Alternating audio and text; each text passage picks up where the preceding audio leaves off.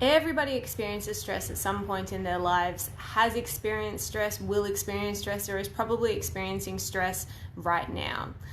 But not everybody who experiences stress gets headaches or migraines, or not everybody who experiences stress gets headaches and migraines all the time. Although a lot of people do report that stress is a strong trigger for their headaches and migraines. So, is stress always bad for us? How do we identify when it is bad for us? And also, how do we identify when it's a problem? And most importantly, what do we do about it? So that's what we're discussing today. Hi, I'm Dr. Beth, osteopath here at Melbourne Headache Solutions. First, I just want to clarify that there is actually a difference between stress and anxiety. A lot of people think that these terms are quite interrelated and they often get used accidentally instead of one another. So my favorite analogy is basically if we're talking about a caveman sees a lion, and when they see the lion, this is a stressor, okay? And so the caveman obviously wants to get away from the lion, so he runs away. Once he gets away from the lion to safety, the stressor has disappeared, and so the stress disappears with him, okay? And so basically there was a stressful event. Once they get away from the stressful event, the stress is gone, and the stress disappears. This is stress. So you have an event, it comes, it then goes, and it passes. Anxiety, however, is when the caveman has gotten to safety away from the lion, is still thinking about, is the lion hiding around the corner? Is the lion going to bring friends with him? When I go to sleep at night, is the lion suddenly going to pop up? Is there a panther hiding around the corner and is going to attack? Am I suddenly going to be trampled by antelope because the lion's going to be chasing some antelope from there? Is a crocodile suddenly going to come and attack me? This is anxiety. Although the stressor has passed, your brain is still perceiving that there is a threat. So there is a difference between stress and anxiety. They are two different things. So today we're talking specifically about stress. When we're talking about stress, in our example of the caveman, it's actually a good thing in an acute setting. So basically, when we have a stressful situation in an acute setting, it activates our flight or fight system, and actually it can be quite helpful for us. So it increases our heart rate, it increases our breath, our pulse, it activates our muscles, and it can make us more sharp, more aware, more focused. And in a work setting, in a university setting, in a marathon setting, like you're running a marathon, this can be really useful, because if you need to push through a deadline at work or university, if you really need to do that 100-meter dash at the end of a marathon, then this can all be very beneficial for you. So in an acute setting for stress, this can be very helpful, and it focuses your mind, it can help to focus your body. Hello, cat. It can be very beneficial. However, when you have repeat, prolonged exposure to stress, this is when we then start to get a problem and stress becomes a negative thing. So as I said, when we have acute, so short periods of stress that happen infrequently, it can be a positive. But when we have prolonged, repeated exposures to stress, instead of becoming sharper, more aware, and more focused, our brain actually starts to become more fuzzy, less concentrated, we become less productive, and we actually start getting more negative emotions coming out. So we become less decisive, we become frustrated, we can become sad, we can become flat, and we can become fearful as well.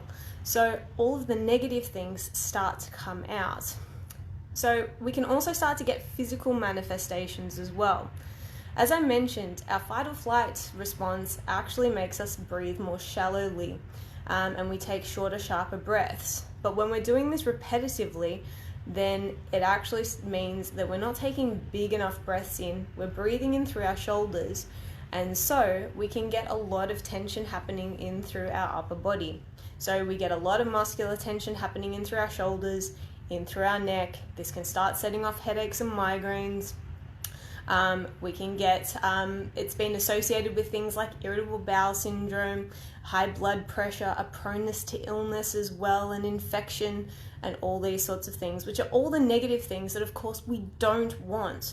We want to be happy, healthy people. We don't want to increase all of these negative things happening. So as I said, this is more when we've got prolonged or repeated exposure to stress. Acute bouts, they're less of a problem, but prolonged, repeated exposure to stress is when we tend to get these negative things happening.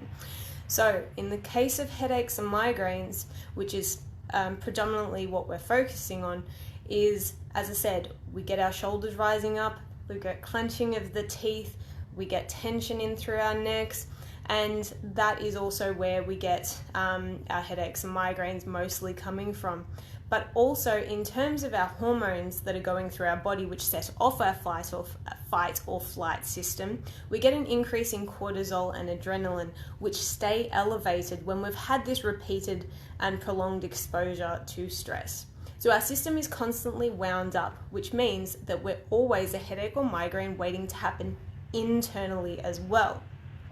So what we need to do, if we identify that we're having prolonged and repeated exposure to stress, then we need to, one, be able to identify that it is causing a problem for us.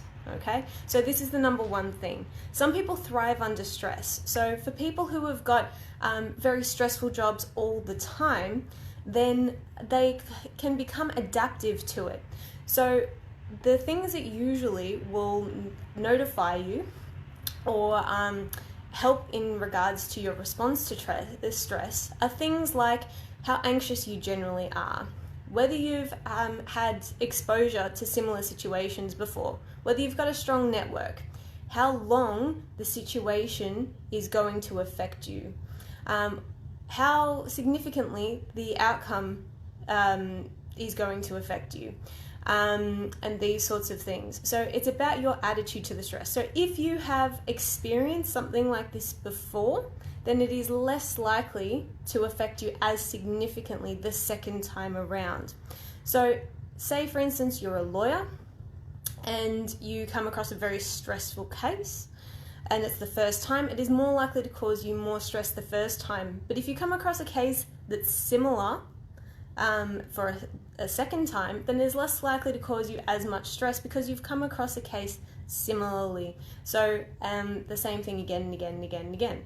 So in terms of being able to recognize whether stress is creating a problem for you or not, then as I said, you might have a very stressful job like a lawyer, but it might not necessarily be causing you a problem, whereas for other people, it might be causing you a problem. So you've got to be able to identify whether it is causing a problem, which is number one. And then number two, if it is, it's very important to be doing active things to help decrease your stress on a daily level or a consistent level, to help wind your system down, both internally and also physically. And then this will help to decrease your headaches and migraines, which is obviously what we want to do. We want to try to decrease pain rather than increase pain, and we also want to make happy and healthy people as well. So what are the sorts of things that you can do to try to decrease your stress? Number one is fantastic. It is mindfulness. Mindfulness is bringing you back to the current moment. We're going to have a video next week in more detailed in regards to mindfulness, but the snapshot view of mindfulness is basically making sure that you're bringing yourself back to the current moment.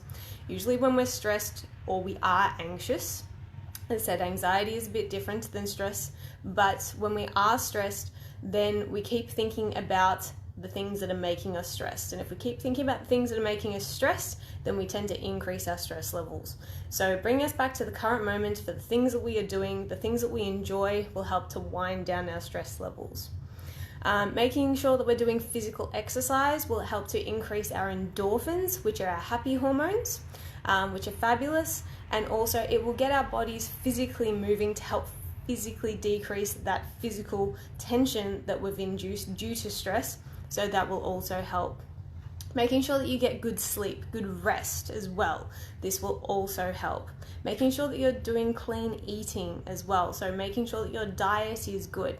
A lot of time when we're stressed, then we focus on or we're less focused on eating well, and we tend to put more of the comfort food into us, but making sure that we're eating cleanly will certainly help as well. So these are the most important things that you focus on. Any kind of physical exercise is good. Yoga is really good because it does the mind and body connection as well. At the moment, doing something like a jog, a walk is good, but anything that can get your heart pumping is fabulous. So if you've got any questions or queries in regards to stress, how it affects you, how it affects your headaches and migraines, drop it below. Always here to answer any questions. If you've got any concerns about anything else in regards to headaches and migraines, drop them below. We've got a questionnaire above. If you are interested in what is causing your headaches and migraines, or if you think that stress is contributing to your headaches and migraines, fill it out. We'll get back to you because we're all about trying to help people with their long-term headaches and migraines find a better answer, because you shouldn't have to sit with them. Okay, stay happy, stay healthy, stay safe. And as I said, if you've got any questions or queries, drop them below and I'll get back to you. Thanks guys, and I hope it's helped.